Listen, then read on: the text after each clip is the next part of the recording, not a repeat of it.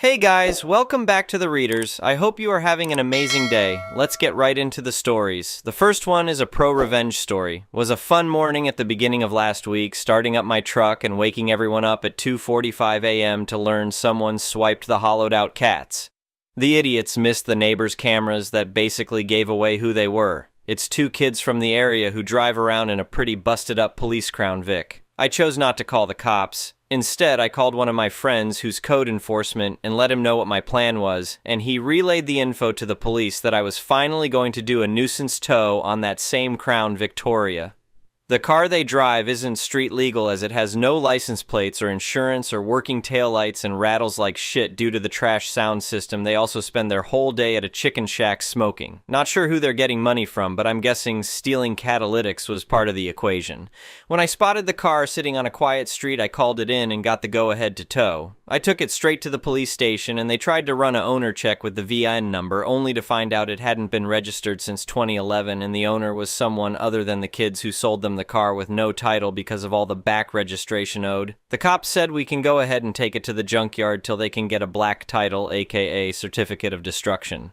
By then, the two idiots were running around all over town looking for their car, thinking it got stolen by one of their friends as a prank. The key lock was so worn out you could start it with any car key. They found it at the junkyard and tried to steal it by one of them distracting the owner and the other stealing their car, but the junkyard was aware of who they were, so they cut the drive shaft off beforehand. I missed out on this part, but they got arrested for trying to steal their car back, and they watched as the junkyard used a crane to rip the car to shreds. When I saw it, the remains looked like a toddler just ripped it to the bare frame out of curiosity. They've been out of jail since but haven't left their trailer. I did a drive-by earlier and noticed a beater Jeep Liberty in their driveway also, with no plates, and already working with the cops on taking that too, if I see it out in a public, except I won't miss the show next time. The next one is an entitled people's story. Living in suburban America, I've heard plenty of horror stories about overzealous homeowners associations, HOAs, but I never thought I'd end up starring in one myself. My name's Mike, and this is the story of how an entitled HOA president learned a valuable lesson about checking her facts before calling the police.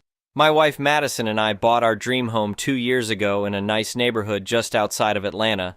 The previous owner had maintained the property beautifully, complete with a gorgeous in-ground pool that sealed the deal for us. Our realtor made it crystal clear during the purchase that while there was an HOA in the adjacent development, our street wasn't part of it. In fact, this was one of the selling points for us. We wanted the freedom to make our own choices about our property.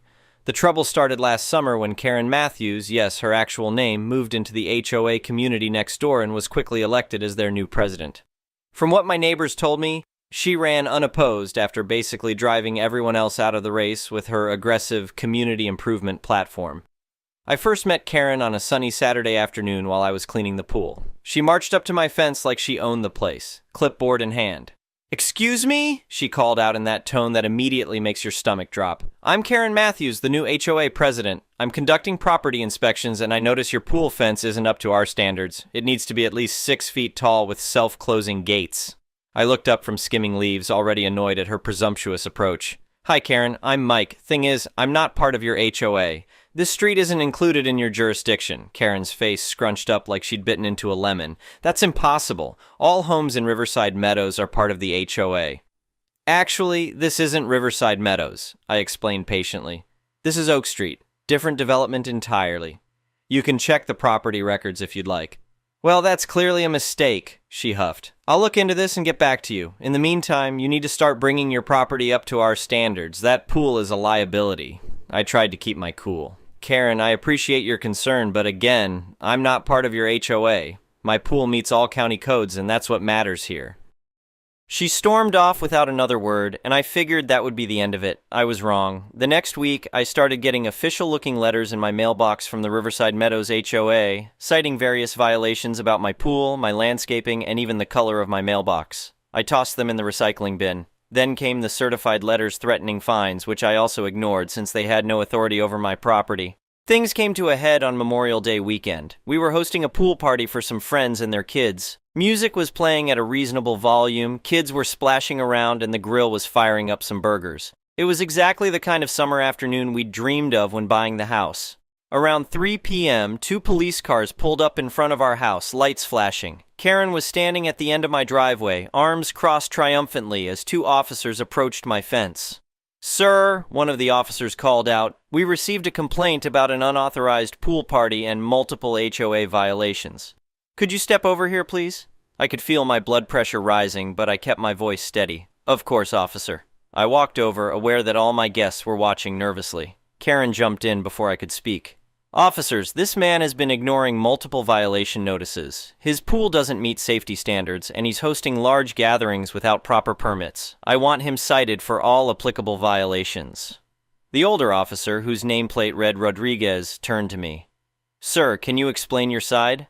"Gladly," I replied, trying not to smirk. "Officers, I'm not a member of the Riverside Meadows HOA. My property isn't part of their development at all. I have documentation to prove it." "That's a lie," Karen interjected. "All properties in this area are under our jurisdiction." "Ma'am, please let him finish," Officer Rodriguez said firmly. I went inside and returned with a folder I'd started keeping handy after Karen's first visit. "Here's my property deed, showing the exact boundaries and jurisdiction. Here's the county zoning map showing that Oak Street is a separate development. And here's my closing document specifically stating that this property is not part of any HOA. The younger officer reviewed the documents while Karen's face grew increasingly red. "Ma'am," he said finally, "these documents clearly show that this property is not under your HOA-ES authority. You have no jurisdiction here." But the safety violations," Karen sputtered. "My pool was inspected by the county last month," I added, pulling out another document. "Here's the certification showing it meets all local safety codes." Officer Rodriguez sighed. "Ma'am, did you verify the property was actually in your HOA before calling us?" Karen's silence was answer enough. "Officers," I said, "I've kept records of all the harassment I've received from Miss Matthews over the past few weeks. Multiple threatening letters showing up on my property uninvited and now calling the police with false claims. I'd like to file a harassment complaint." Karen's triumphant expression finally crumbled. I was just trying to maintain community standards." "By harassing people who aren't even in your community?" Officer Rodriguez asked. "Ma'am, you need to leave these folks alone. They're not under your jurisdiction, and if we get called out here again for this kind of thing, you could face charges." By this point, several of my party guests had drifted over to watch the scene unfold. Karen finally seemed to realize how many witnesses were watching her humiliation. Without another word, she turned and practically ran back to her house. The officers apologized for the disruption and took my harassment complaint. Before leaving, Officer Rodriguez gave me his card and advised me to call if Karen caused any more problems. As soon as the police cars pulled away, my friends burst into applause. My buddy Dave brought me a fresh beer and clapped me on the shoulder. "Man, that was beautiful. You handled that perfectly." But the story doesn't end there. Karen's humiliation apparently didn't sit well with her because she decided to escalate things in the most Karen way possible. She tried to sue me. 2 weeks after the Memorial Day incident, I received a summons. Karen had filed a civil suit claiming that my non-compliance with community standards was decreasing property values in Riverside Meadows. She was seeking damages of $50,000 plus court orders forcing me to comply with HOA regulations. Fortunately, I have a cousin who's a real estate attorney. When I called him about the situation, he actually laughed out loud. "Mike, this is the most frivolous lawsuit I've seen in years. She has absolutely no standing to sue you. Let me handle this." My cousin Steve filed a motion to dismiss and a countersuit for harassment and legal fees. The day of the hearing, Karen showed up representing herself, never a good idea, with a stack of HOA bylaws and printouts about property values. The judge, an older woman with steel gray hair and zero patience for nonsense, shut Karen down almost immediately. "Miss Matthews," she said, peering over her reading glasses, "let me make sure I understand your position. You're suing Mr. Anderson to enforce rules of an HOA that his property is not legally part of, based on your personal opinion about property values." "Your Honor," Karen began, "the integrity of our community standards—" "Miss Matthews," the judge interrupted, "you have no legal authority over Mr. Anderson's property. None. This lawsuit is completely without merit." She turned to my cousin. "Counsel, I assume you're seeking dismissal?" "Yes, Your Honor," Steve replied. "With prejudice, and we're countersuing for harassment and legal fees." The judge nodded. "Motion to dismiss granted. Regarding the countersuit." She looked at Karen. "Miss Matthews, your actions show a pattern of harassment and a complete disregard for property rights. This court awards Mr. Anderson legal fees and $5,000 in damages. Additionally, I'm issuing a restraining order. You are to have no contact with Mr. Anderson or his family, and you may not enter his property. Do you understand?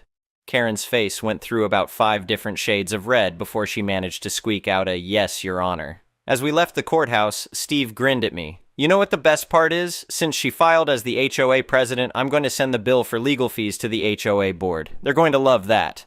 Sure enough, Karen's position as HOA president didn't survive the next board meeting. Apparently, her neighbors weren't too happy about their dues being used to fund her personal vendetta. She ended up selling her house and moving away a few months later. These days, things are peaceful on Oak Street. My new neighbor told me that Karen's replacement as HOA president is much more reasonable and actually took the time to verify which properties are actually under their jurisdiction. We still have pool parties, and I made sure to invite Officer Rodriguez and his family to our end-of-summer barbecue. The whole experience taught me a valuable lesson about standing up for your rights and having your documentation in order. It also gave me a great story to tell at parties, especially pool parties. As for Karen, word is she moved to a condo downtown, one with no pool and a very strict HOA. Somehow that feels like justice. Update, 6 months later. You might think the story ended there, but there's actually been an interesting development I wanted to share. About 2 months ago, I received an unexpected email from a journalist at our local newspaper. Apparently, my case against Karen had caught their attention while they were researching a larger story about HOA overreach in our area. The reporter, Jessica Martinez, asked if she could interview me about my experience. After checking with Steve, always good to consult your lawyer, I agreed. It turns out I wasn't Karen's only victim. She had pulled similar stunts in her previous neighborhood before moving to Riverside Meadows.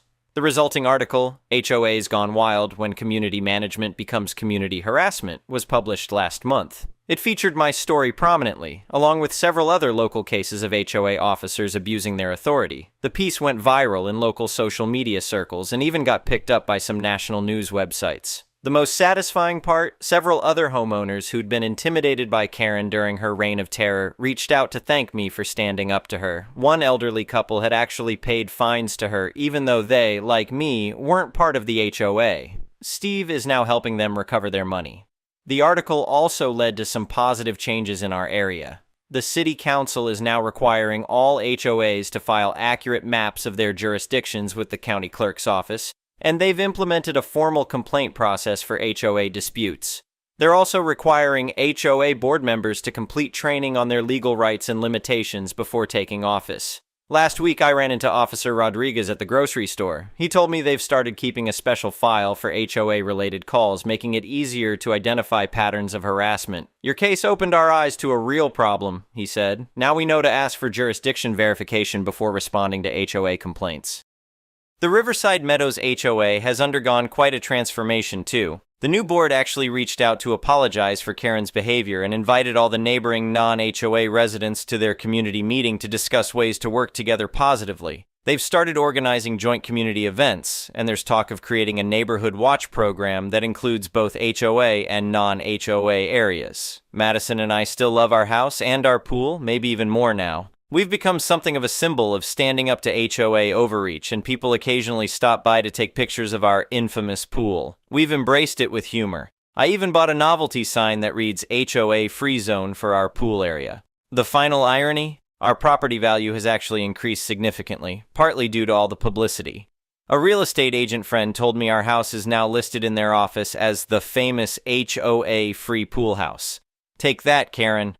Steve likes to joke that we should write a book. How to Win Friends and Influence HOAs, a swimming pool story. Maybe someday we will. For now, though, I'm content knowing that our stand against HOA harassment has helped create positive changes in our community and maybe inspired others to stand up for their rights, too. Oh, and one last thing. We're hosting an even bigger pool party this Memorial Day. Officer Rodriguez is bringing his famous salsa, and the new HOA president is invited, too. Sometimes the best revenge isn't just winning, it's showing others a better way forward. The next one is a malicious compliances story. I'm going to start out by saying that English is not my first language, and I wasn't sure that this story belongs here, as this is my first time posting. I used to work in media intelligence, which is a really niche market in the country that I am from. I started as an assistant and learned everything from scratch as I switched from the hospitality industry Pretty big step, I know. I was eager to learn and was really interested in what they do, as I was trying to get into media back then. First of all, as I learned everything from scratch, I got really good at what I do after just 6 months working there. I was in a 3-person team, and I had one of the best bosses and a rally good colleague, which were veterans in the industry. Both of them helped me a lot to get me where I am then. They left the company after just a year there, as upper management was just plain hot garbage. The company had 4 changes in direction within a year, and it was stressing my team out. They did ask me to leave with them, but with me being young and naive trying to prove myself, I declined. The story, after my boss and colleague left, it was just me and my team, and I was in charge of a few markets. I was asked to be on call for technical support and was not offered anything in return. At the time, I was pissed, but also trying to prove myself. I obliged. I got really stressed out from working 13 hours a day for a few months at that point, and I kept asking my manager to hire more people as I can't be working like this, and it's stressing me out. My manager went on and on saying they don't have the budget for it, so I just forgot about it, drowning myself in work. One day, the CEO of the company came and we had dinner as he was growing close to me, since I was the only one person left who actually know the in and out of the old and new system that the company used. Keep in mind, this CEO is a cheapskate and will try all and every way to suck you dry. He asked me what I wanted to change in the company during dinner, so I started with asking for 2 new hires for my team, where he gave me the same answer as my manager, so I asked him for a promotion and a raise, which was also declined, saying, "You don't have the required experience yet." I was pissed.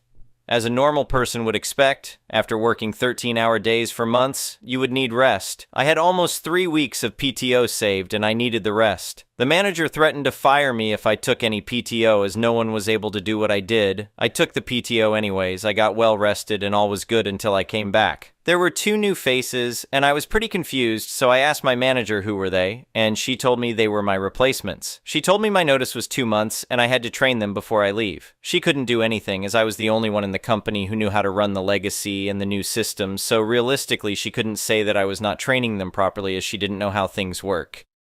Here is the part where the malicious compliance happens, since the manager did not know how things work. She told me to train the interns on the legacy systems to know better on how the company was built up, and I did just that. She told me strictly to just train the interns on the legacy, and she will be dealing with the rest. Sure, I'll do just that. It was until my last week when the shit really hit the fan. My manager found out that I have been only giving training on the legacy system, and I didn't give them my notes with tips on how to run the system that needed to be used for daily operations. My manager called in the CEO and the managing director to hold a meeting with me, asking me why I hadn't trained my replacements properly. I just told them I did what my manager told me to, which the manager denied until I forwarded the CEO and MD the email that my manager has sent me, which the call promptly ending. After I left the company, I was patiently waiting for the call that was bound to come. It was my manager. She demanded me to get back to work and said that the firing was just a prank, blah, blah, blah. I told them, pay me triple my wage and I'll consider it. They called me crazy and ended the call. It's been 2 months since that call, and based on a good friend from another department, my old manager is neck deep in this shit show. The next one is an entitled people's story. I'm in my mid-30s. I have 2 friends similar age who are poor and need work but aren't working. I understand if you have a degree or used to run your own business, it's hard to want to be a server or cook work Bo, but when you need money, why would you not even consider? It's no one's first choice, but you can find a good gig that works for you if you really needed it. One friend lives with their parents, one lives with his son and girlfriend. They have both told me they are available to leave home and work, but are waiting for good enough job. They are both smart guys who have worked service industry before and don't want to go back BC. It's depressing. I understand this to an extent, but it's also frustrating trying to relate BC. It doesn't feel like a choice for me or a lot of people who work these jobs. The scenario that got to me was when one friend asked to hang out around dinner time. I had just gotten off work and was picking up food. Friend who lives with his parents meets up with me at Subway, where I just ordered. He said he's hungry but doesn't have enough for food and gas to get home. Later that night, he mentioned a show he wanted to see with me in a month, but tickets were about $30. I said I had to think about it, BC. I'm kinda broke. This is why I am making this post. My friend is living at home with his folks and won't get a job, so things like this happen all the time. It's been this way for over a year. I've offered him multiple gigs at places with friends of ours, and he is holding out for something more. I get it, but couldn't you work even part-time somewhere while waiting for that perfect job? We hang out at my place, but we don't get to do a lot, BC. He's so broke. I'm trying to stay on my own goals and budget too while trying to be there for him. Whenever we hang, he says how bored he is and needs money. I tell him to come work with me or one of our friends, and he says no, it's too depressing. He's never worked at places I've told him to come try. Even part-time, he's not interested. It does kind of rub me the wrong way, like he's above this kind of work but desperate for cash, which I don't understand. I actually enjoy my job, BC. I found a good place. I wish he'd be open to trying. The other friend I feel more for BC, they are a parent. Similar situation. He's overqualified to work in restaurants or bars, but has before. I've offered him a job with me or friends at variety of places, but he said he is scared of getting COVID and bringing it home to his girlfriend and child. Valid and understandable. I asked if he was going to look for a work-from-home gig, and he said it's too boring. I asked what he's going to do, and he said he's just going to keep looking. He said his bills are getting backed up and turned off. As much as I understand, there's a point where you gotta work whatever you can do to make it. If you are asking for help on Facebook for groceries, but above working a restaurant job, I don't get it. I don't have family or anywhere to go. If I can't pay my bills, it's game over. I've slept in my car and don't want to live through that again. Being stable is a goal I protect with both hands at all times. I've worked so many temporary jobs I hated to survive. Yes, it sucks. There are jobs that aren't your first pick but help you get where you need to be next. Like a vital step or connection can happen if you're open to meeting people. Going somewhere new. I know it's not everyone's thing, but IDK, sometimes you need to be open to things to when friends are offering and going out on limb to get you a shift where they work or connect you. Like if your power is about to get shut off, you still wouldn't want to come in and help do some dishes. I also love with deep depression and get why the industry gets people in a funk.